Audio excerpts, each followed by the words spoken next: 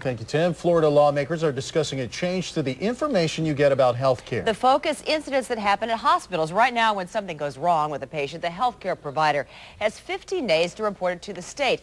That includes anything that could hurt someone or kill someone. But that report doesn't always happen.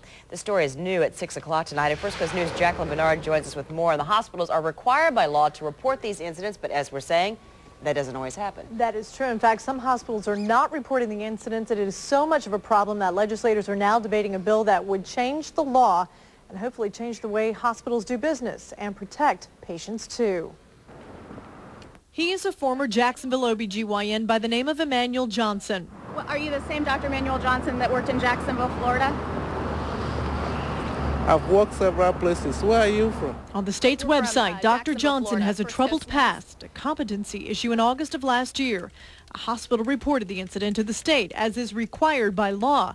But First Coast News has learned some hospitals are breaking the rules. They're not reporting these adverse incidents, and it's very difficult to find out this information. It's like pulling teeth. A state statute requires Florida hospitals to report what's called adverse incidents within 15 days of the problem. It includes everything from deaths, brain and spinal damages, permanent disfigurements, to operations done on the wrong part of the body. They're trying to get that knocked out so they won't have to report, and they can go to a voluntary reporting system.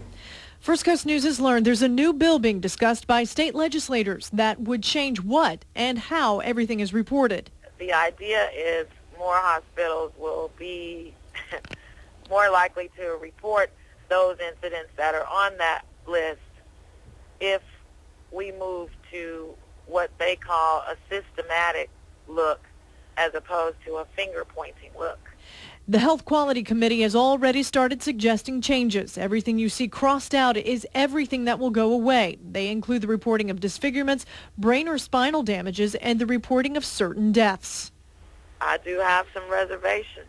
She's concerned the changes won't pick up problems that should be reported or properly track a doctor's past. Is it true that you had a couple complaints against you? Nope. Now, hospitals are to report all of this information to the Florida Agency for Healthcare Administration. That group is also responsible for citing hospitals that do not comply. Now, AHCA released a statement to us today saying we are working with our licensed facilities to ensure that they are reporting accurately and in a timely manner. These reports play a very important role and give us an early warning of trends that may need to be addressed. Beyond that, we are sure that the legislature will give this matter a thorough review and make the most appropriate decision. Now, Jeannie and Mark, the bill is up for debate next week in the Health Committee. I can see where that would affect a lot of folks. We'll see what happens. Thanks, Jacqueline. Now, some local attorneys with this story have formed a group to lobby and fight any changes to the law already on the books. They are also asking for the state health agency to follow through with those fines for those hospitals not complying with the rules.